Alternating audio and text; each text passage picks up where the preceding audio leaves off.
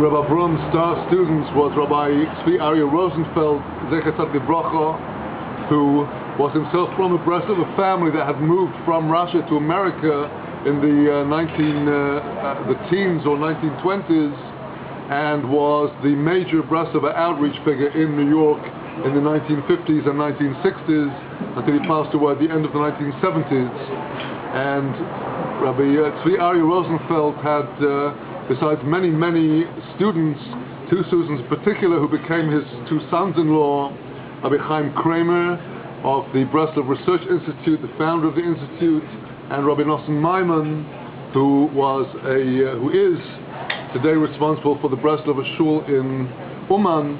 And so you have these two streams of Breslov Hasidim, and another of the disciples of Rabbi Brom Sternherz is a Breslov elder, the Zochin of this generation, Reb Michal Dorfman, who passed away in Yerushalayim 2 years ago, but had been in Russia until the late 1970s.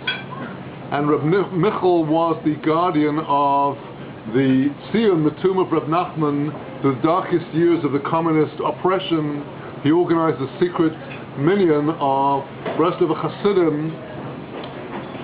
He was living in Breslov during the World War. After the war, he went to live in Moscow.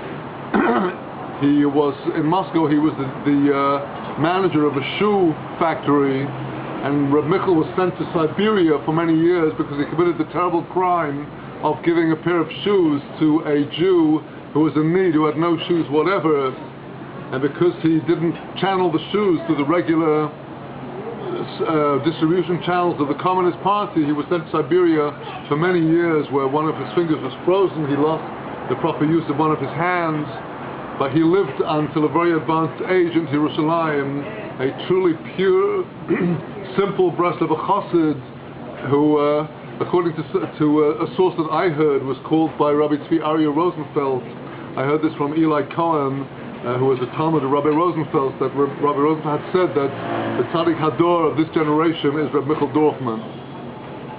Reb Michal plays a pivotal role in the story I'm going to tell, because in the year 1963, there was a very ambitious American bacher, then aged 23, by the name of Gedalia Fleer, who had been taught by Rabbi Rosenfeld and had read something about the Breslov tradition and knew that there was a tradition from Reb Nachman that anybody who will go to Reb Nachman's grave in the town of Uman in Ukraine and will there give a coin to charity and recite the 10 Psalms of Reb Nachman's Tikkun HaKloli, Reb Nachman will span the length and breadth of the universe to rectify that person of all their sins. He will rescue them from hell. Well, this is he'll pull them up by the pious out of hell. It's a very appealing promise to any broken-hearted Baal Tshuva. In those days, it was completely impossible, it was unthinkable to go to Uman. Russia was under the highly oppressive Communist Party. That was the days of Khrushchev. He just had the standoff with John F. Kennedy in 1962. Russia was the place of the severest oppression of any expression of Judaism. That was before the days of the refuseniks.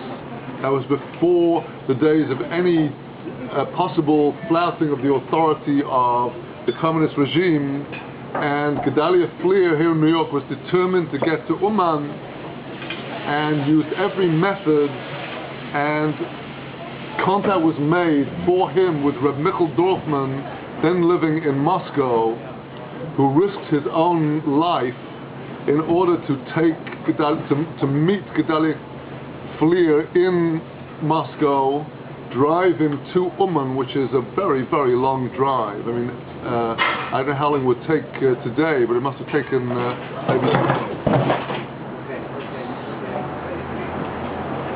Such a drive could have taken maybe 24 hours or longer through Russian roads patrolled by communist police.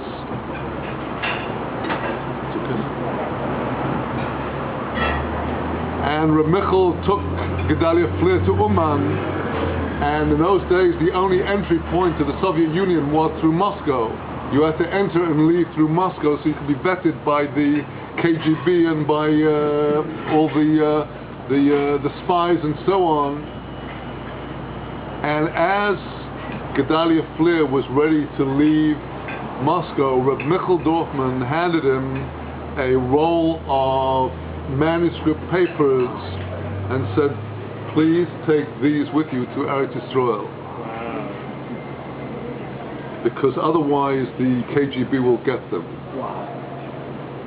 So Gedalia Fleer succeeded in getting these documents to Yerushalayim. Before I go on, let me just backtrack and tell you about, I told you that there are two streams of the Breslover tradition, the main two streams in Eretz Yisrael today. The one is flowing from Rabbi Nachman with his student Rabbi Levi Yitzchok Bender Zatzal, and the other from Rabbi Sternherz Zatzal. Well, now, it is said that the daughter of the man I mentioned earlier, Rabbi Aaron Libesker, who was the last known person to have been privy to the secrets of the Megillat Sorim, it is said that his daughter Cyril screamed at Rabbi Nachman when he came back from Russia from Israel to Russia in 1913. He got caught by the First World War. He had to stay in Ukraine. He died and was buried there. And when he was on his deathbed, she screamed at him, why did you not tell anybody the secrets of the interpretation of the Megillat Starim? So this was further confirmation that the secret was lost.